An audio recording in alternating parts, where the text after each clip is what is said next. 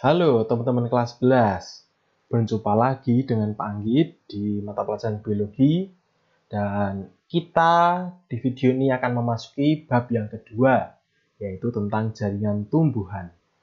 Nah, pada pertemuan kali ini Pak Anggit akan memberi pengantar dulu mengenai materi jaringan tumbuhan, ya. Jadi materi yang akan Pak Anggit berikan di sini adalah pengantar mengenai berbagai macam jaringan yang ada pada tumbuhan. Tapi hari ini Pak Anggit hanya ingin membuka dulu, ya. Tidak akan membahas secara detail, tapi paling tidak ini jadi bahan kalian untuk belajar secara spesifik pada pertemuan-pertemuan yang datang. Jadi silahkan teman-teman, saya izinkan jika ada yang ingin mencatat, silakan Pak Anggit mempersilahkan kalian untuk mempersiapkan kertas dan alat tulis. Kalau begitu, langsung saja kita bahas mulai yang pertama tentang jaringan tumbuhan. Kita akan belajar jaringan yang paling sederhana di dalam tumbuhan, yaitu adalah jaringan meristem. Oke, jaringan meristem teman-teman. Pokoknya kalau kamu mendengar di sini jaringan meristem, maka fungsi utamanya adalah untuk, sebentar ya, Pak Anggit ganti dulu supaya jadi pen. Oke. Maka jaringan meristem ini, Pak Anggit ulangi lagi, fungsi utamanya itu dia itu hanya untuk membelah diri saja. Tujuannya itu cuma ini aja, membelah diri saja. Dan karena ini membelah diri terus-menerus, maka seperti teori sel kemarin, karena kerjanya hanya membelah diri, maka berpengaruh terhadap pertumbuhan tanaman, ya, pertumbuhan tanaman ini sendiri, teman-teman.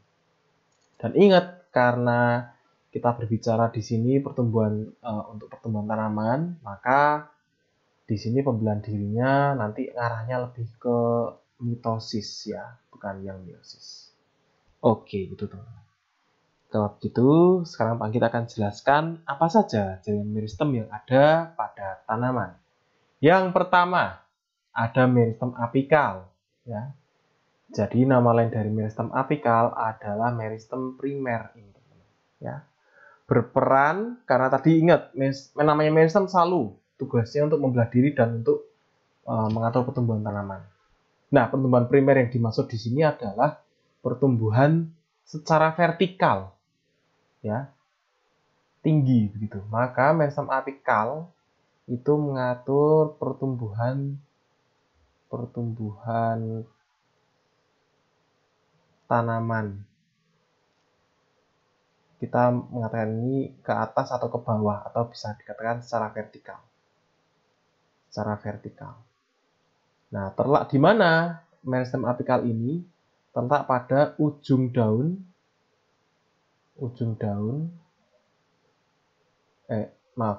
batang, maksud Pak Anggit, ujung batang dan ujung akar.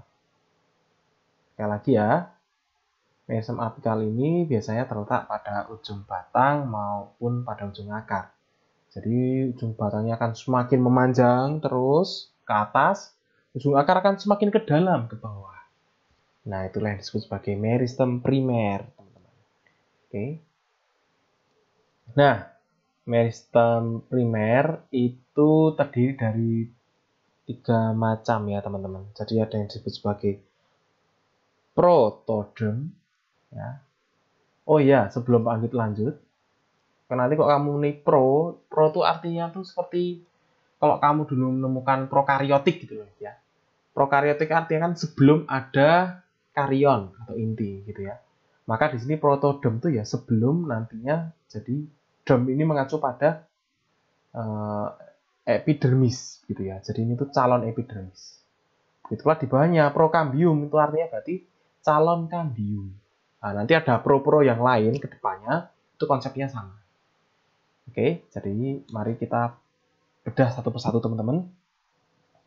Yang pertama, protodem, yaitu salah satu jenis meristem primer yang nanti saat dewasa dia akan berubah menjadi jaringan epidermis. Artinya letaknya ada di paling luar, gitu ya teman-teman ya. Berikutnya teman-teman, ada meristem dasar.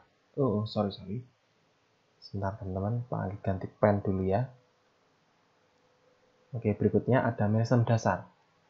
Ya, jadi meristem dasar ini adalah jaringan meristem yang nanti saat dewasa itu akan menjadi berbagai jenis jaringan dasar.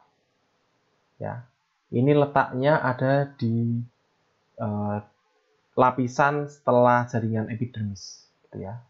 Lalu yang paling dalam yaitu ada prokambium, di mana nanti saat dewasa dia akan menjadi jaringan kambium. Oke, teman-teman, itu tentang meristem primer.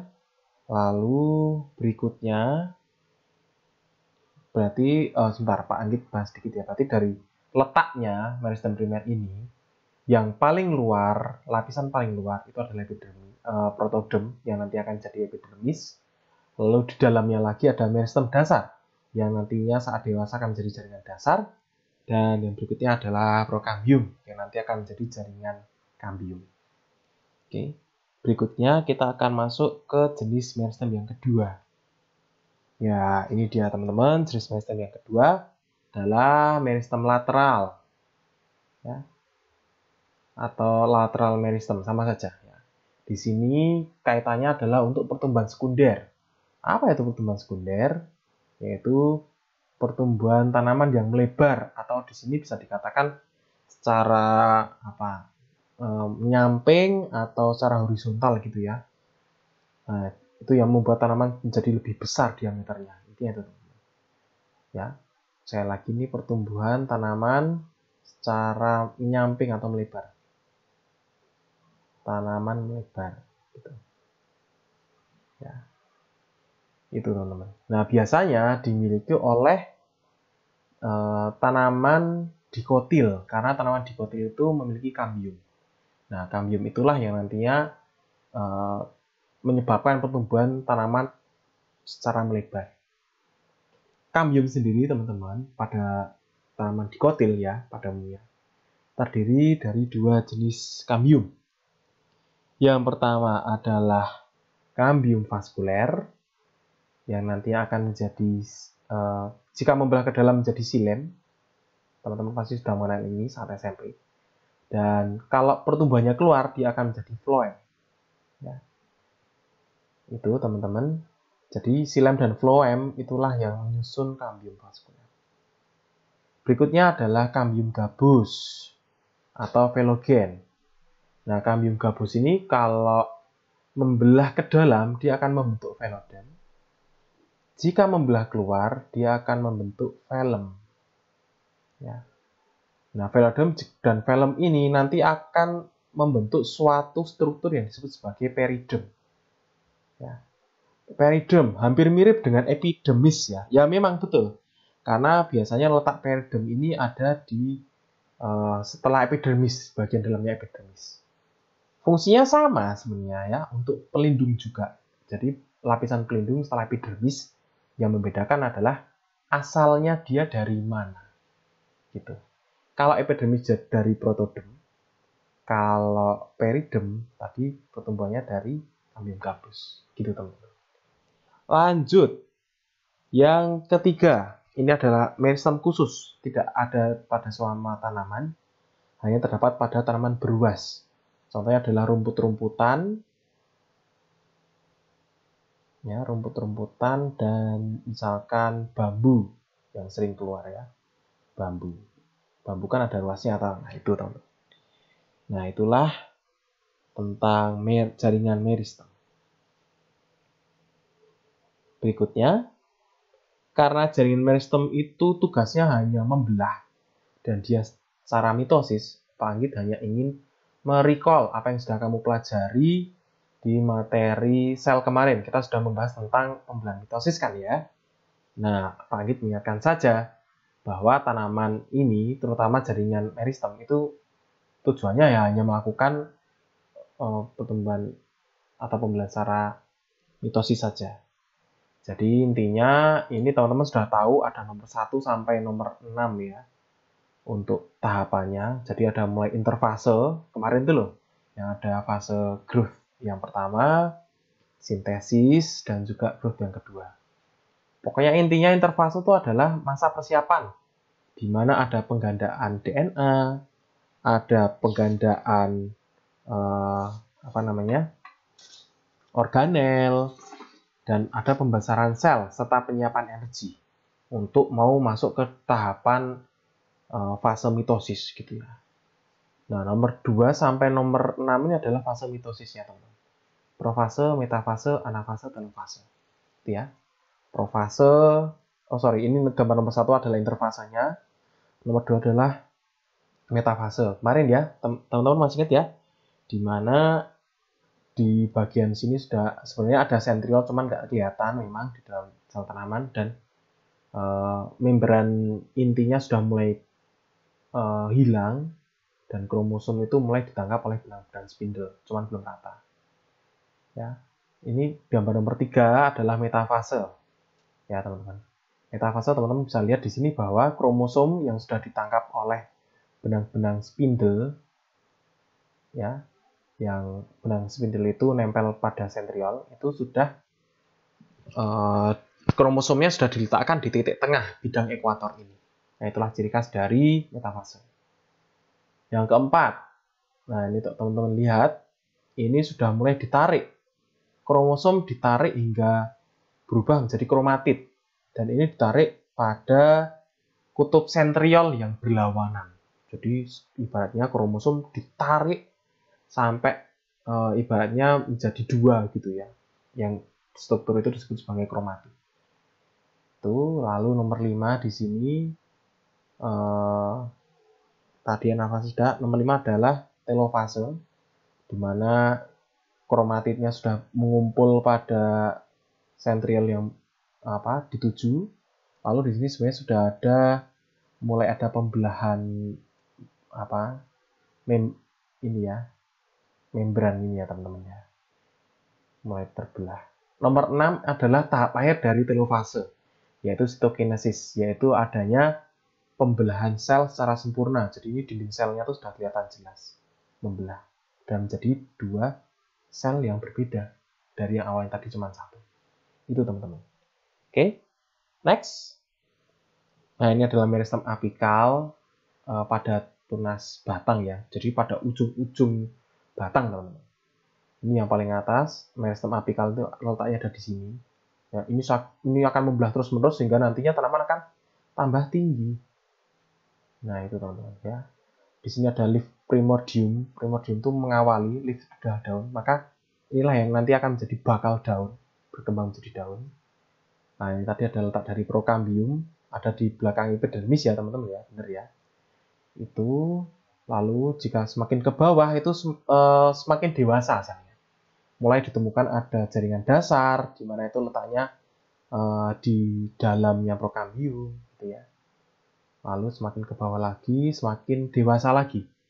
Protodermnya sudah ada yang menjadi epidermis, gitu ya. Lalu sudah ditemukan korteks, empulur, jaringan pembuluh juga. Nah, itulah tentang perkembangan dari meristem apikal pada tunas di batang. Berikutnya, ini adalah meristem apikal pada akar. Ini teman-teman bisa mengibaratkan ya. Ini jadi kalau misalnya Pak Anggit gambarkan di sini ada batang begitu, lalu ada akar-akar, ya. Nah, ini tuh ibaratnya tuh bagian ini, akar ini tuh diperbesar. Nah, nampak seperti ini. Ya. Jadi ini adalah nomor 1, ini adalah bagian ujung akarnya. Itu biasanya akan membentuk struktur pelindung. Ya, nomor 1 dan nomor 5 ini sama. Struktur pelindung pada akar yang disebut sebagai tudung akar atau kaliptra istilahnya. Nah, dan ini tuh kaliptra tuh kuat. Itulah kenapa saat akar itu membelah semakin ke dalam itu dapat menembus apapun ya. Kadang sampai menembus jalan gitu ya. Teman-teman lihat ada akar tanaman yang sampai mencuat ke jalan itu kan karena saking kuatnya kaliptra. Gitu, teman-teman. Lalu juga nomor 2, di akar pun juga di tepi luarnya di sini ada protodermnya juga. Nanti akan menjadi epidermis pada akar itu sendiri.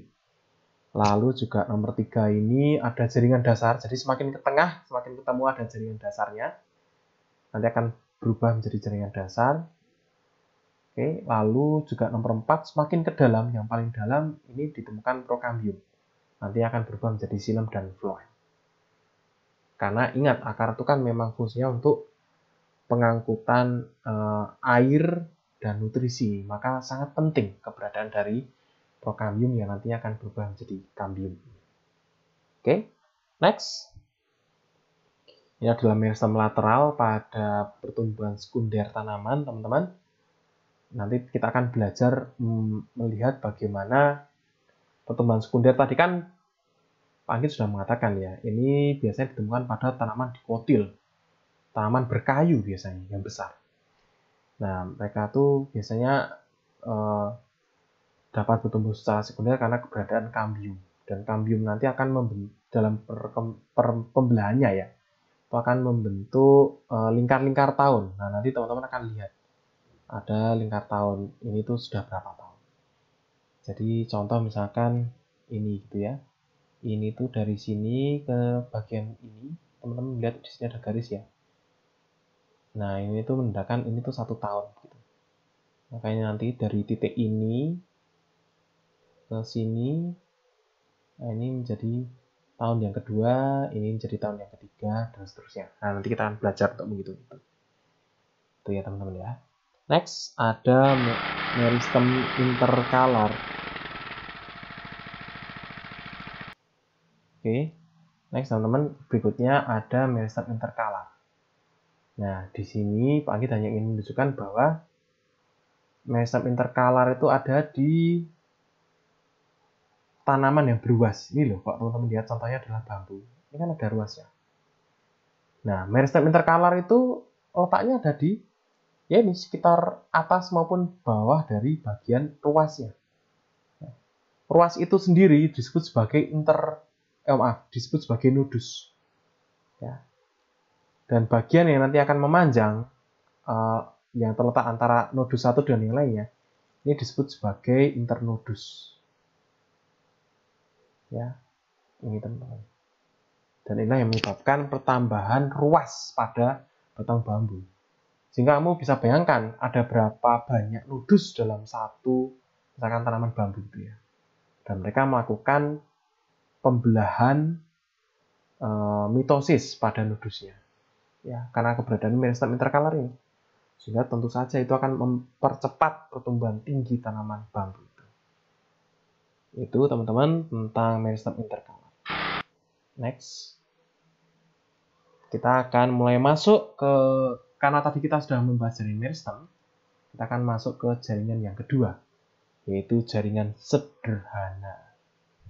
Oke, teman-teman. Kenapa kok namanya sederhana? Simple saja. Karena jaringan ini hanya terdiri dari satu jenis sel. Bukan banyaknya satu sel, bukan ya, tapi jenisnya itu hanya ada satu, seragam. Gitu ya. Karena jaringan sendiri adalah kumpulan dari banyak sel. Gitu ya. Cuman ini jenisnya itu satu. Nah, kita akan bahas yang pertama, apa saja yang termasuk jaringan sederhana? Yaitu ada yang namanya parenkim, teman-teman. Jadi parenkim itu jaringan sederhana yang punya dinding tipis. Lalu sel ini tetap hidup saat dewasa dan biasanya memiliki bentuk persegi banyak, bisa segi 4, 5, 6 gitu ya. Itu teman-teman. Nah, kenapa kok di sini parenkim berdinding tipis dikatakan? Punya dinding sel tapi tipis gitu ya. Karena kaitannya, ya ini ada tujuannya teman-teman. Karena parenkim itu sendiri, sebenarnya nanti secara umum, kalau kita sudah belajar secara spesifik ya, fungsinya untuk menyimpan gudang. Apa saja yang disimpan? Ya banyak, nanti tergantung jenis parenkimnya apa. Nanti kita akan ada belajar banyak parenkim. Pokoknya intinya dia itu sebagai penyimpanan, ya, tempat penyimpanan. Maka dengan adanya dinding sel yang tipis ini, maka sifat parenkim itu akan jadi lebih fleksibel. Semakin banyak zat-zat yang bisa disimpan di dalam parenkim. Jadi menunjang fungsi parenkim itu sendiri sebenarnya. Dan juga di sini dikatakan bahwa parenkim itu selnya tetap hidup pada saat dewasa. Artinya sebenarnya walaupun ini sudah berkembang menjadi jaringan dewasa ya teman-teman ya, jaringan sederhana itu. Tapi parenkim di sini sel-selnya masih tetap dapat membelah. Cuma memang tidak seaktif yang meristem. Jadi kamu bisa bayangkan saat sel ini tetap bisa membelah dan karena dindingnya tipis bisa menyimpan banyak, maka akan semakin efektif suatu tanaman itu menyimpan zat-zat yang diperlukan. Oke, next. Ada kolenkim, teman-teman. Ya. Kolenkim di sini adalah jaringan pelindung. Punya ciri khas, yaitu dindingnya tebal, dan di sini selnya tetap hidup. Jadi jaringan pelindung, di mana sel-selnya itu tetap hidup. Gitu ya. Nah, nanti ada ciri khasnya karena di sini ada penebalan dinding. Penebalan pada sudut-sudut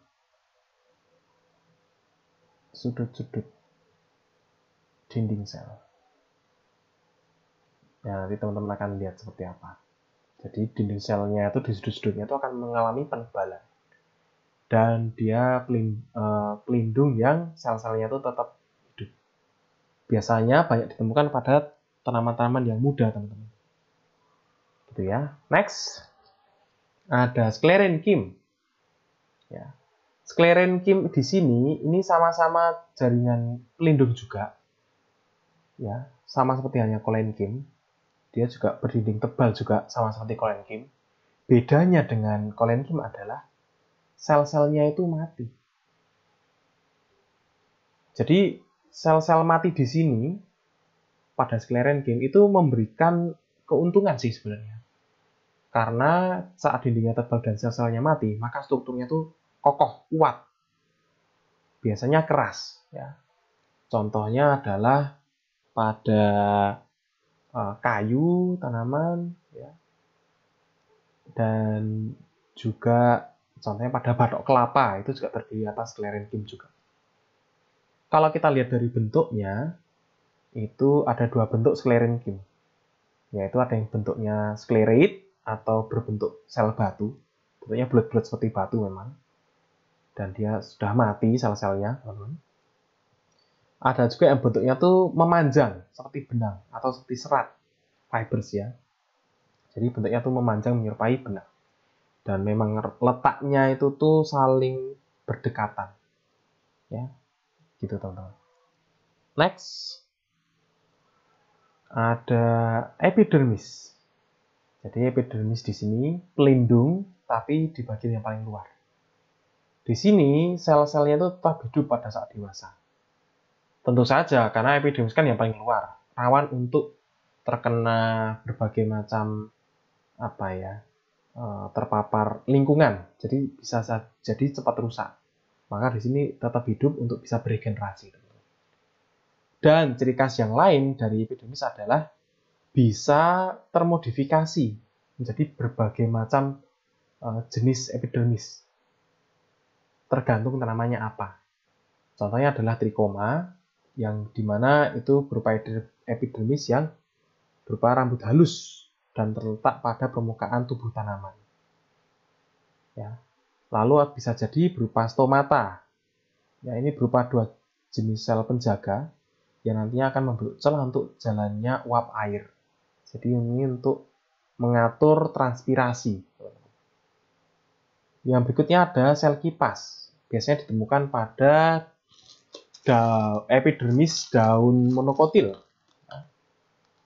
Nah ini ukurannya biasanya lebih besar dari sel epidermis di sebelahnya. Dan nantinya saat ini pada kondisi ekstrim, terlalu panas gitu ya, ini akan membantu penggulungan daun.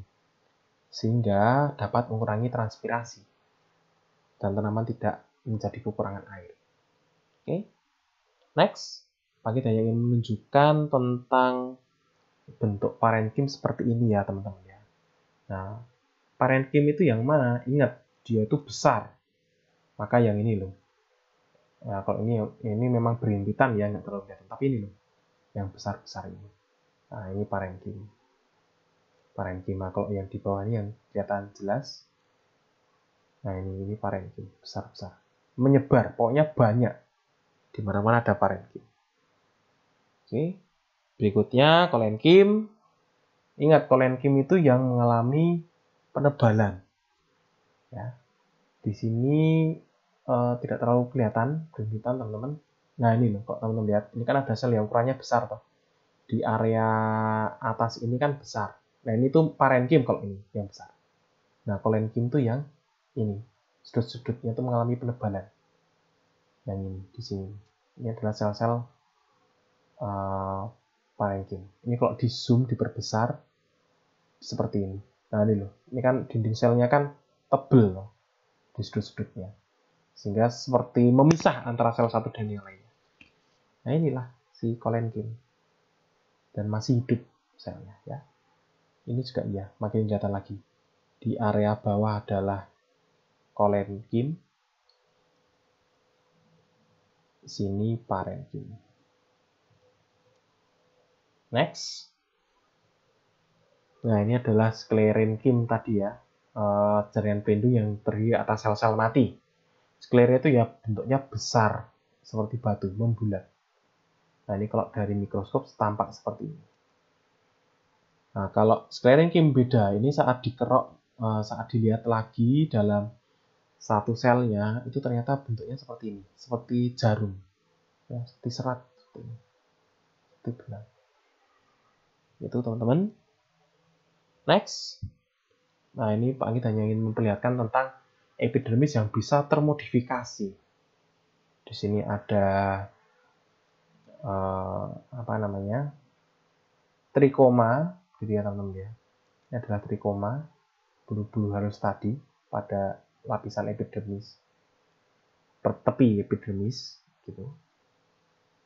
Lalu di sini yang ini adalah rambut akar. Rambut akar juga merupakan bagian dari modifikasi epidermis. Akar kan fungsinya kan untuk menyerap air dan nutrisi lain pada akar.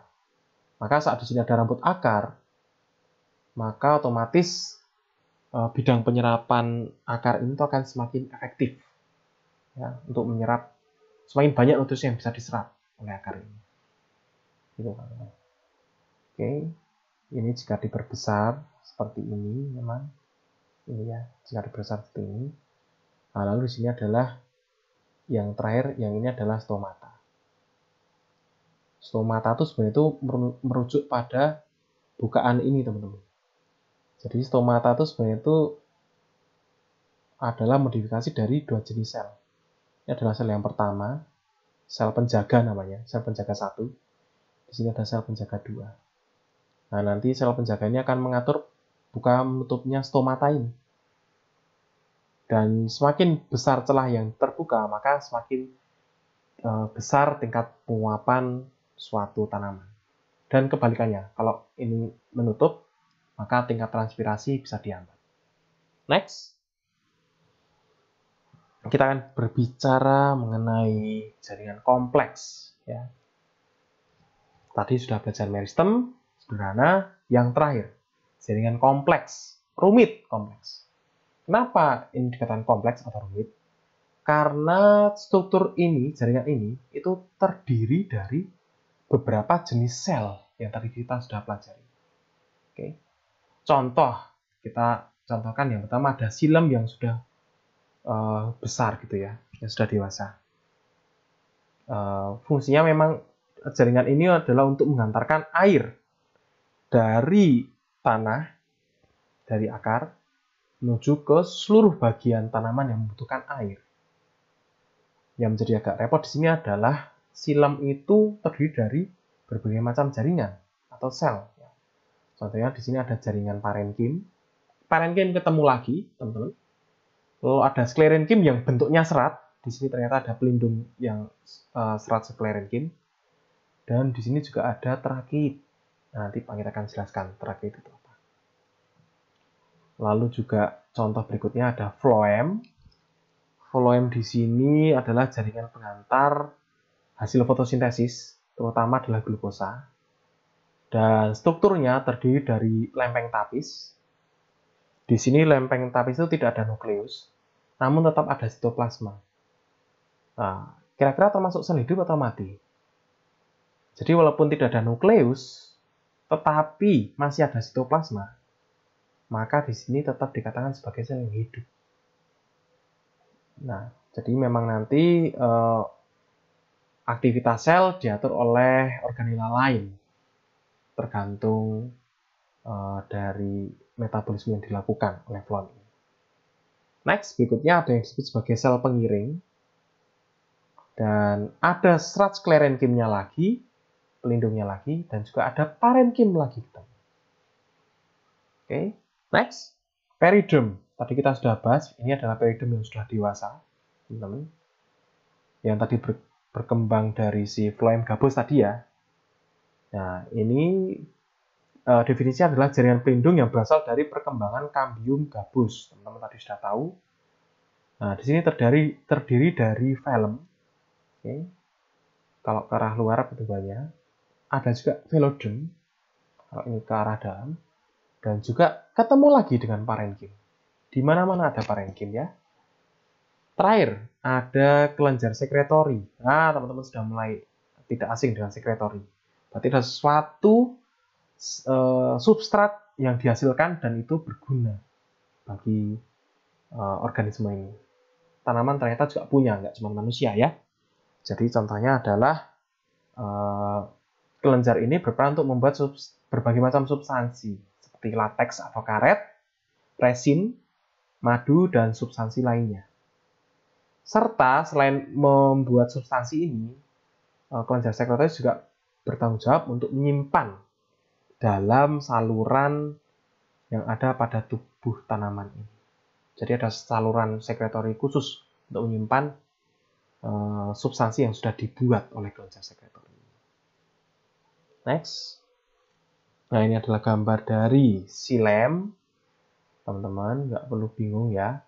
Di sini tadi kalau Pak Anggit mengatakan ada trakeid. Nah, ini adalah trakeid memanjang seperti ini, teman-teman. Kalau misalkan dipotong, dan ini ternyata trakeid ini pada xilem itu ternyata tidak utuh. Di sini ada pit. Pit itu adalah celah. Jadi teman-teman dulu belajar tentang dinding sel, ternyata dinding sel itu tidak 100% rapat. Ada celah yang memang nampak di situ contohnya pada xilem ini.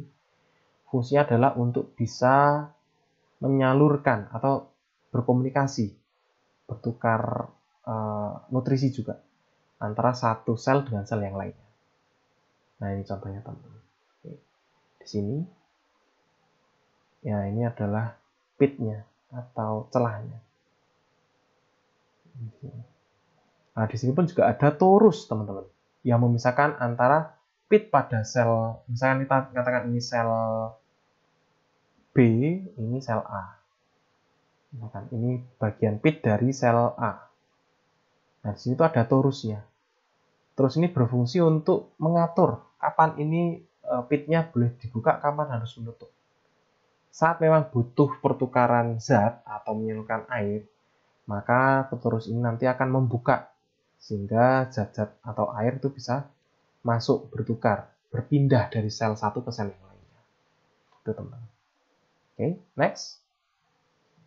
Nah, berikutnya ada floem. Floem di sini komponennya tadi ya, Pak sudah mengatakan ada paling atas di sini. Ini bulat-bulat ini adalah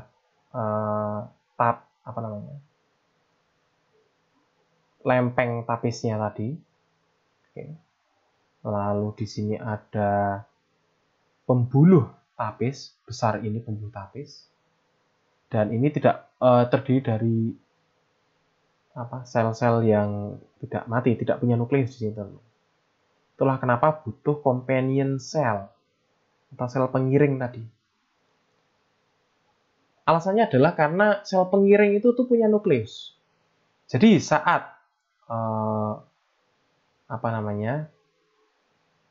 pembuluh tapis itu tidak punya nukleus, sedangkan sel pendampingnya itu punya nukleus, maka nukleus dari sel pengiring inilah yang nantinya akan mengatur aktivitas dari pembuluh tapis pada floem ini sehingga dapat menjalankan fungsinya.